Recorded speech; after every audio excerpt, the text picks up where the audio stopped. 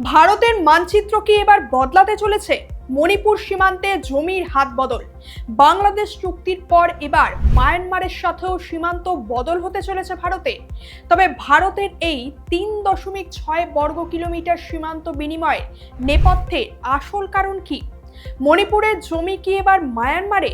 এই মুহূর্তে উঠছে উত্তর পূর্ব ভারতের মণিপুরে মায়ানমার সীমান্ত সংলগ্ন জমি হস্তান্তরের গুঞ্জন, যেখানে শোনা যাচ্ছে ভারতের কিছু অংশ মায়ানমারে যেতে পারে, আবার মায়ানমারের কিছু অংশ আসতে পারে ভারতে। তবে এটা কি শুধুই রটনা, নাকি পর্দার আড়ালে সত্যি প্রস্তুত হচ্ছে কোনো নতুন চুক্তি? কিন্তু হঠাৎ কেন এই সিদ্ধান্ত? 2015 সালে বাংলাদেশের সাথে হওয়া ঐতিহাসিক ল্যান্ড বাউন্ডারি এগ্রিমেন্টের মতোই কি এবার উত্তর পূর্ব ভারতের মানচিত্র বদলাতে চলেছে? আর যদি তাই হয়, তবে coordinating committee on Manipur integrity সহ মণিপুরের স্থানীয় মানুষ কেন এর তীব্র বিরোধিতা করছে? কেন কাবাও ভ্যালির পুরনো ইতিহাস নতুন করে আতঙ্ক তৈরি করছে তাদের মনে? মায়ানমারের বর্তমান সামরিক গৃহযুদ্ধ, বেআইনি মাদক পাচারের গোল্ডেন ট্রায়াঙ্গেল আর ফ্রি মুভমেন্ট রেজিম বাতিলের সিদ্ধান্ত, সব মিলিয়ে ভারত কেন এই সীমান্ত বিরোধ নিষ্পত্তিতে এত তড়িঘড়ি করছে? চলুন এর সমস্ত ঐতিহাসিক, রাজনৈতিক ও কৌশলগত তথ্য সহজভাবে বিশ্লেষণ করা যাক আজকের এই আলোচনায়। নমস্কার, আপনারা দেখছেন টকিটিভ বাংলা, আপনাদের সঙ্গে আমি বৈশাখী। ভারত কি তার আন্তর্জাতিক মানচিত্রে নতুন কোনো পরিবর্তন আনতে চলেছে? সম্প্রতি প্রকাশিত একাধিক খবর ও আন্তর্জাতিক প্রতিবেদনের পর এই প্রশ্নটাই এখন ভারতের রাজনীতি ও কূটনীতিতে সবচেয়ে আলোচিত বিষয়। উত্তর পূর্ব ভারতের মণিপুর সীমান্ত বরাবর ভারত ও মিয়ানমারের মধ্যে জমি হস্তান্তর বা ল্যান্ড সোয়াপ হতে পারে, এমনই খবর প্রকাশ্যে এসেছে সম্প্রতি। এর সহজ অর্থ হলো মায়ানমারের কিছু অংশ ভারতে অন্তর্ভুক্ত হতে পারে এবং ভারতেরও কিছু অংশ মায়ানমারের কাছে হস্তান্তরিত হতে পারে। সম্প্রতি ভারতের পররাষ্ট্র মন্ত্রণালয়ের সাপ্তাহিক সংবাদ সম্মেলনে পররাষ্ট্র মন্ত্রণালয়ের মুখপাত্র রণধীর জয়সওয়াল স্পষ্ট করে বলেছেন যে মায়ানমারের সাথে সীমানার কিছু অমীমাংসিত এলাকা নিষ্পত্তির জন্য আলোচনা জারি রয়েছে। তবে যখন কেন্দ্র সরকার নিজে এই ধরনের আলোচনার কথা স্বীকার করে, তখন বুঝতেই হবে যে পর্দার আড়ালে নিশ্চয়ই কোনো বড় ভূ রাজনৈতিক ও কৌশলগত প্রক্রিয়া চলছে। আচ্ছা, তবে 2015 সালে ভারত ও বাংলাদেশের মধ্যে যেভাবে ঐতিহাসিক ল্যান্ড বাউন্ডারি এগ্রিমেন্টের মাধ্যমে ছিটমহল বিনিময় হয়ে সীমান্ত চিহ্নিতকরণ সম্পন্ন হয়েছিল, উত্তর পূর্ব ভারতে মায়ানমারের সাথেও কি তেমনই কিছু ঘটতে চলেছে? আন্তর্জাতিক সংবাদ মাধ্যম দ্য ডিপ্লোম্যাটের 17 জুলাইয়ের একটা প্রতিবেদনে দাবি করা হয়, ভারত সরকার মায়ানমারের সাথে মণিপুর সীমান্তে 65 নম্বর এবং 68 নম্বর সীমান্ত স্তম্ভের মধ্যবর্তী প্রায় 1.4 বর্গ মাইল, মানে প্রায় 3.6 বর্গ কিলোমিটার এলাকা বিনিময়ের মাধ্যমে সীমানা নির্ধারণে কাজ সম্পন্ন করার প্রস্তাব সক্রিয়ভাবে বিবেচনা করছে। এই দুটো সীমান্ত স্তম্ভের মধ্যবর্তী দূরত্বের দৈর্ঘ্য প্রায় 2.8 কিলোমিটার। আর প্রস্তাবিত এই এলাকাটি মণিপুরের চান্দেল জেলায় অবস্থিত, যা মায়ানমারের সাগাইং অঞ্চলের কাবাও উপত্যকার সংলগ্ন। চলতি বছরে 26শে মে একটা সরকারি নথি বরাতেও বলা হয়েছে যে সীমান্ত চিহ্নিতকরণের এই 3টে কাজ মাসের মধ্যে সম্পন্ন করার লক্ষ্য রাখা হয়েছিল, যা নির্দেশ করে যে 2026 সালের আগস্ট মাসের মধ্যেই এই প্রক্রিয়ার বড় কোনো ঘোষণা আসতে পারে। এছাড়াও জানা গেছে, সম্প্রতি মায়ানমারের নেতা মিন অং হাইং এর ভারত সফরকালে উভয় পক্ষেরই প্রতিনিধিরা এই ভূখণ্ড বিনিময়ের বিষয়টা নিয়ে আলোচনা করেছেন। আলোচনার টেবিলে 65 ও 68 নম্বর সীমান্ত স্তম্ভের মধ্যবর্তী মলচাম সেক্টরের নতুন ও সহায়ক সীমান্ত স্তম্ভ নির্মাণ এবং 2017 সালের পররাষ্ট্র মন্ত্রণালয় কর্তৃক গৃহীত একটা পুরনো সীমান্ত বিন্যাস প্রস্তাব খতিয়ে দেখা হয়েছে। দেখুন, আমরা জানি ভারত ও মায়ানমারের মধ্যে মোট 1643 কিলোমিটার বা 1021 মাইল দীর্ঘ আন্তর্জাতিক সীমানা রয়েছে। এর মধ্যে ভারতের 4 রাজ্য যেমন অরুণাচল প্রদেশ যা 520 কিমি, মিজোরাম যা 510 কিমি, মণিপুর যা 398 কিমি এবং নাগাল্যান্ড 215 কিমি এর ওপর দিয়েই গেছে এই সীমান্ত। অপরদিকে মায়ানমারের অংশে রয়েছে কাচিন রাজ্য, সাগাইং অঞ্চল এবং চীন রাজ্য। আর এই ভৌগোলিক অঞ্চলের গঠন অত্যন্ত দুর্গম, ঘন জঙ্গল, খাড়া পাহাড়, আঁকাবাঁকা নদী ও উপত্যকায় ঘেরা। ফলে ঐতিহাসিকভাবে এখানে সীমান্ত পাহারা দেওয়াও অত্যন্ত কঠিন। এক্ষেত্রে ঐতিহাসিক সীমান্ত নির্ধারণের সময়রেখা যদি দেখি, 1826 প্রথম অ্যাংলো বর্মী যুদ্ধ শেষে স্বাক্ষরিত হয় ইয়াংডাবু চুক্তি, যার মাধ্যমে উত্তর পূর্ব ভারতে ব্রিটিশদের প্রশাসনিক আধিপত্য প্রতিষ্ঠিত হয়।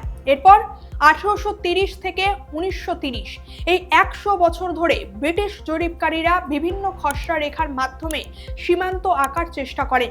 এরপর 1937 ব্রিটিশ ইন্ডিয়া থেকে বার্মাকে, যা বর্তমানে মায়ানমার, তার প্রশাসনিকভাবে আলাদা করা হয়। তবে সেটা কোনো কঠোর আন্তর্জাতিক সীমানা ছিল না, ছিল ব্রিটিশদের একটা অভ্যন্তরীণ প্রশাসনিক রেখা। এরপর 1947 সালে ভারত স্বাধীন হয় এবং 1948 সালে বার্মা স্বাধীনতা পায়। ফলে ব্রিটিশদের আঁকা প্রশাসনিক রেখাটি দুই সার্বভৌম দেশের আন্তর্জাতিক সীমান্তে রূপান্তরিত হয়। এরপর 1967 সালে ভারত ও মায়ানমারের মধ্যে প্রাতিষ্ঠানিক সীমানা নির্ধারণের জন্য একটা দ্বিপাক্ষিক চুক্তিও স্বাক্ষরিত হয়। এবার প্রশ্ন হলো, কেন এই সীমান্ত এখনো অচিহ্নিত? দেখুন, ভারত ও মায়ানমারে 1643 কিলোমিটার সীমানার মধ্যে প্রায় 1472 কিলোমিটার ইতিমধ্যে সীমান্ত স্তম্ভ বা বাউন্ডারি পিলার বসিয়ে সফলভাবে চিহ্নিত করা হয়েছে, কিন্তু বাকি প্রায় 171 কিলোমিটার সীমান্ত এখনো পর্যন্ত আনুষ্ঠানিকভাবে চিহ্নিত করা সম্ভব হয়নি। আর এই অচিহ্নিত এলাকাগুলোর বড় অংশ ছড়িয়ে রয়েছে মণিপুরের চান্দেল জেলা, বিশেষ করে কাবাও উপত্যকা সংলগ্ন এলাকা, এবং অরুণাচল প্রদেশের লোহিত সেক্টরে। অন্যদিকে এই সীমান্ত অচিহ্নিত তথা চিহ্নিত না থাকার প্রধান কারণগুলো হলো: 1. প্রাকৃতিক প্রতিবন্ধকতা, অতি দুর্গম পাহাড়ি ভূপ্রকৃতি ও চিরহরিত ঘন জঙ্গল। 2. নদীর গতিপথ পরিবর্তন, সীমান্ত পরবর্তী নদীগুলো বর্ষাকালে তাদের স্বাভাবিক গতিপথ পরিবর্তন করায় স্থায়ী সীমান্ত নির্ধারণ বাধাগ্রস্ত হয়। 3.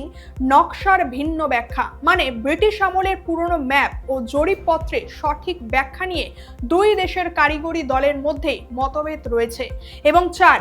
নৃতাত্ত্বিক সংযোগ, অর্থাৎ সীমান্তের উভয় পাশেই, অর্থাৎ দুই দিকে একই ট্রাইবাল বা আদিবাসী জনগোষ্ঠীর মানুষ বংশানুক্রমে বসবাস করে আসছেন। তবে সংসদের সরকারের পক্ষ থেকে এর আগে জানানো হয়েছিল যে সম্পূর্ণ বিরোধ সমাধানের জন্য মূলত 9টা সীমান্ত স্তম্ভ পুনর্চিহ্নিত করা বাকি। এর মধ্যে সবচেয়ে সংবেদনশীল 3টে সেক্টর হলো: 1. মলমচাম সেক্টর, যেখানে বাউন্ডারি পিলার 64 থেকে 68। এরপর মোরহেও সেক্টর, বাউন্ডারি পিলার 75 থেকে 79। এবং চৌরখুনো সেক্টর, যেখানে বাউন্ডারি পিলার 88 থেকে 95। এবার প্রশ্ন হলো, ভারত কেন এই চুক্তি ও বেড়া নির্মাণে দ্রুত এগোতে চাইছে? দেখুন, 2021 সালের 1 ফেব্রুয়ারি মায়ানমারের সামরিক অভ্যুত্থানের পর থেকেই সেখানে দীর্ঘস্থায়ী গৃহযুদ্ধ ও রাজনৈতিক অস্থিতিশীলতা চলছে। আর এই রাজনৈতিক সংকট ভারতের সীমান্ত সুরক্ষায় সরাসরি নতুন নিরাপত্তার হুমকিও তৈরি করেছে। আর এক্ষেত্রে কৌশলগত ও নিরাপত্তা বেশ কিছু ঝুঁকিও আছে, যেমন 1. অবৈধ অনুপ্রবেশ ও ডেমোগ্রাফিক সংকট। এক্ষেত্রে মায়ানমার থেকে সীমান্ত পার হয়ে আসা শরণার্থীদের ঢল ভারতের উত্তর পূর্বাঞ্চলে জনসংখ্যাগত ভারসাম্য ও স্থানীয় সংস্থানের উপর মারাত্মকভাবে চাপ সৃষ্টি করছে। 2. মাদক পাচার। মায়ানমার, লাওস ও থাইল্যান্ডকে নিয়ে গঠিত বিশ্বের অন্যতম প্রধান বেআইনি আফিম ও ড্রাগ উৎপাদনকারী অঞ্চল গোল্ডেন ট্রায়াঙ্গল। আর এই অরক্ষিত সীমান্তের সুযোগ নিয়েই ভারতের উত্তর পূর্বাঞ্চলে বিপুল পরিমাণে মাদক পাচার হচ্ছে। 3. বিচ্ছিন্নতাবাদ ও অস্ত্র পাচার, অর্থাৎ উত্তর পূর্ব ভারতের একাধিক নিষিদ্ধ উগ্রবাদী সংগঠন হামলা চালিয়ে মায়ানমারের ভিতরে অসংরক্ষিত জঙ্গলে গিয়ে আশ্রয় নেয়। এবং 4. ফ্রি মুভমেন্ট রেজিম বাতিল। এক্ষেত্রে 2018 সালে চালু হওয়া ফ্রি মুভমেন্ট রেজিম অনুযায়ী সীমান্তের কাছাকাছি বসবাসকারী আদিবাসী সম্প্রদায়ের মানুষ সীমান্ত পাস ব্যবহার করে ভিসা ছাড়াই উভয় দেশের 16 কিলোমিটার ভিতরে যাতায়াত করতে পারতেন। কিন্তু এই ব্যবস্থার সুযোগ নিয়েই অপরাধ বাড়ায় কেন্দ্র সরকার 2024 সালে ফ্রি মুভমেন্ট রেজিম সম্পূর্ণভাবে বাতিল করার সিদ্ধান্ত নেয়। অন্যদিকে কেন্দ্রীয় স্বরাষ্ট্রমন্ত্রী অমিত শাহ 2024 সালের ফেব্রুয়ারিতে ঘোষণা করেন যে সমগ্র 1643 কিলোমিটার সীমান্ত জুড়ে স্থায়ী প্রতিরোধমূলক বেড়া দেওয়া হবে এবং টহলের জন্য পাকা রাস্তা নির্মাণ করা হবে সেখানে। তবে তা বাস্তবায়নের গতি এখনো বেশ চ্যালেঞ্জিং। মণিপুরের প্রাক্তন মুখ্যমন্ত্রী এন বীরেন সিং স্বরাষ্ট্র বিষয়ক সংসদীয় স্থায়ী কমিটির তথ্য এই প্রসঙ্গে জানান, সরকারের অনুমোদিত 1643 কিলোমিটারের মধ্যে 390.39 কিলোমিটার বেড়ার নকশা অনুমোদিত হয়েছে, যার মধ্যে বর্তমানে প্রায় 346.64 কিলোমিটারের কাজ চলমান এবং মাত্র 43.75 কিলোমিটারের বেড়া নির্মাণের কাজ সম্পূর্ণ হয়েছে। এছাড়া সীমান্ত পারাপার নিয়ন্ত্রণের নির্ধারিত 43টি গেটের মধ্যেও 20টি বায়োমেট্রিক নজরদারি সহ চালুও করা হয়েছে। অন্যদিকে মণিপুরের বিজেপি রাজ্যসভা সাংসদ মহারাজা সানাজাওবা লেইসেম্বা জানিয়েছেন, সীমান্ত এলাকায় চরম বাধা, বেড়া তৈরির সামগ্রী চুরি, লোহার খুঁটির ক্ষতিসাধন এবং স্থানীয়ভাবে বিস্ফোরক পুঁতে রাখার কারণে বেড়া দেওয়ার কাজের গতি ধীর হয়ে গিয়েছে। এমনকি 2025 সালের ডিসেম্বরে মণিপুরের চান্দেল জেলার মোলচাম থানায় নবনির্মিত সীমান্ত বেড়ার একটা অংশ দুর্বৃত্তরা কেটে ফেলে, জানিয়ে থানায় এফআইআরও দায়ের করা হয়েছিল সেই সময়। আর যেহেতু অমীমাংসিত সীমান্তে আন্তর্জাতিক আইন অনুযায়ী স্থায়ী বেড়া তোলা বেশ কঠিন, তাই ভারত জমি বিনিময়ের মাধ্যমে দ্রুত সীমান্ত বিরোধ নিষ্পত্তিতে আগ্রহী, যাতে বেড়া দেওয়ার কাজ বাধাগ্রস্ত না হয় কোনোভাবেই। ভূখণ্ড বিনিময়ের এই খবরের পর মণিপুরের মারাত্মক সামাজিক ও রাজনৈতিক প্রতিক্রিয়াও দেখা দিয়েছে। স্থানীয় মেইতেই নাগরিক সমাজ সংগঠনগুলো যৌথ মঞ্চ কোঅর্ডিনেটিং অন মণিপুর ইন্টিগ্রিটি তীব্র প্রতিবাদও জানিয়েছে এই বিষয়ে। এছাড়া 27শে জুলাই প্রকাশিত এক বিবৃতিতে স্পষ্টভাবে তারা জানিয়ে দিয়েছে, মণিপুরের 1 ইঞ্চি ভূখণ্ড মায়ানমারের কাছে হস্তান্তর করা যাবে না এবং রাজ্যবাসীর সার্বিক সম্মতি ছাড়া কেন্দ্র এককভাবে সিদ্ধান্ত নিলে রাজ্যে তীব্র জনরোষ ও গণ আন্দোলনও তৈরি হবে। তবে মণিপুরের মানুষের এই বিরোধিতার পিছনেও গভীর ঐতিহাসিক কারণও রয়েছে। ঐতিহাসিকভাবে কাবাও ভ্যালি মণিপুরের রাজত্বর অবিচ্ছেদ্য অংশ ছিল, কিন্তু ব্রিটিশ আমলে সীমান্ত জরিপের সময় প্রশাসনিক কারণে সেটা বার্মার কাছে হস্তান্তর করা হয় এবং 1949 সালে ভারতীয় ইউনিয়নে অন্তর্ভুক্ত হওয়ার সময়ও মণিপুর সেই ঐতিহাসিক ভূখণ্ড ফিরে পায়নি। তাই মণিপুরের সীমান্তে সামান্য জমির পরিবর্তনও রাজ্যের অস্তিত্ব ও অখণ্ডতার ওপর আঘাত হিসেবে দেখে এখানকার সমাজ। তাই জমি হস্তান্তর ভারতের জন্য একেবারেই অভূতপূর্ব নয়। তবে 2015 সালে বাংলাদেশের সাথে 162টি এনক্লেভ বা ছিটমহল বিনিময়ের মাধ্যমে সফল ল্যান্ড বাউন্ডারি এগ্রিমেন্ট সম্পাদনের ইতিহাস ভারতের রয়েছে, যা ভারত বাংলাদেশ সীমান্তকে বহুলাংশে শান্তও করেছে। আর দেখুন, মায়ানমার হলো দক্ষিণ পূর্ব এশিয়ার দেশগুলোতে পৌঁছানোর জন্য ভারতের প্রধান ভূ রাজনৈতিক সেতু। ভারতের অ্যাক্ট ইস্ট পলিসির অধীনে 2টো মেগা অবকাঠামো প্রকল্প বাস্তবায়িত হয়েছে, যেমন 1 ইন্ডিয়া মায়ানমার থাইল্যান্ড ট্রাইলেটার হাইওয়ে এবং 2 Kaladan multi modal transport project. সুতরাং এই বিশাল অর্থনৈতিক ও স্ট্র্যাটেজিক বিনিয়োগ সফল করার জন্য সীমান্ত সুরক্ষিত হওয়া অপরিহার্য।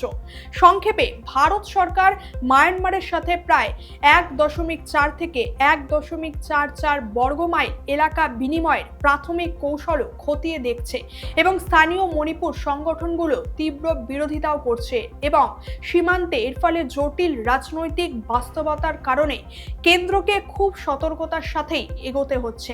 আর আনুষ্ঠানিকভাবে কোনো চূড়ান্ত ভূখণ্ড চুক্তির ঘোষণা এখনো পর্যন্ত না এলেও সীমান্তকে অভেদ্য ও সুরক্ষিত করার জন্য এই সীমান্ত চিহ্নিতকরণ প্রক্রিয়া ভারতের উত্তর পূর্ব নীতির অন্যতম প্রধান অগ্রাধিকার। কি বলবেন ভারতের এই সিদ্ধান্তের বিষয়ে? আপনার মতামত অবশ্যই কমেন্ট করে জানাবেন। আর ভিডিওটা ভালো লাগলে একটা লাইক এবং শেয়ার করে দেবেন। দেখা হচ্ছে পরের ভিডিওতে। ভালো থাকবেন এবং চোখ রাখবেন টকিটিভ বাংলায়। ধন্যবাদ।